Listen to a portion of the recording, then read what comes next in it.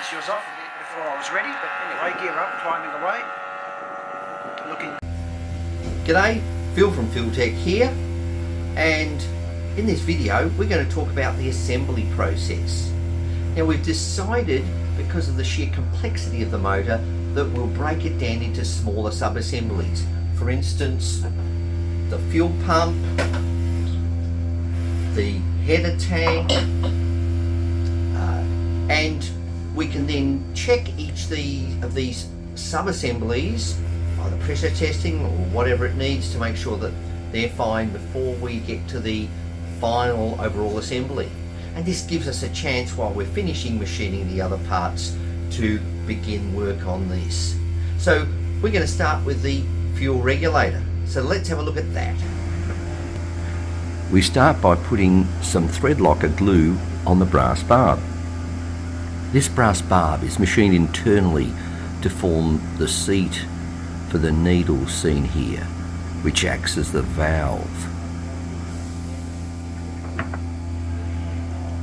We often use the thread locker on parts on the engine to help seal things or prevent vibration from loosening things.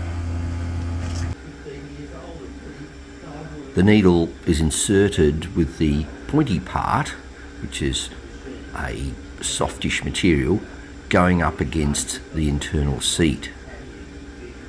The rocker and its shaft are then inserted with the rocker hooking onto the top of the needle.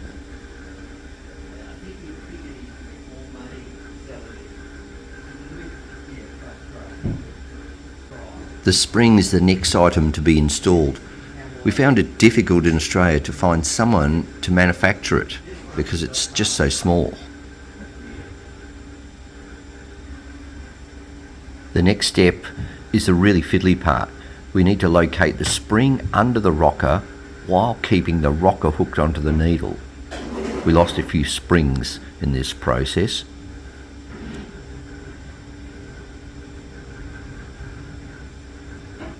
All these parts are now fixed into position by an M2 screw.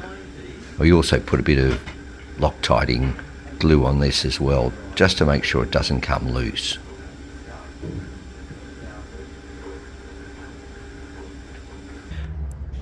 A gasket and the diaphragm go on next. We were able to source these parts from whippersnipper engine spares.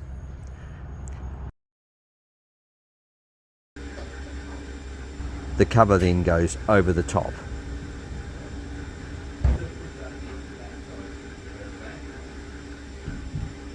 Initially we were trying to purchase the whole fuel regulator from Klein in the US, but since they closed down, we've had to spend a lot of time and effort and work manufacturing our own. So here is the completed item. Finally, we need to test the fuel regulator.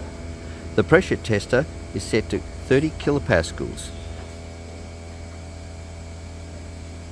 And when the valve is open to the fuel regulator, the gauge should not drop pressure if there is no leak. Then we manually activate the fuel regulator valve and the pressure should drop to 15 kilopascals. Everything looks okay with this regulator. Well, I hope you've enjoyed this video, and we'll see you soon with the next sub-assembly. And remember to like and subscribe if you've enjoyed this video.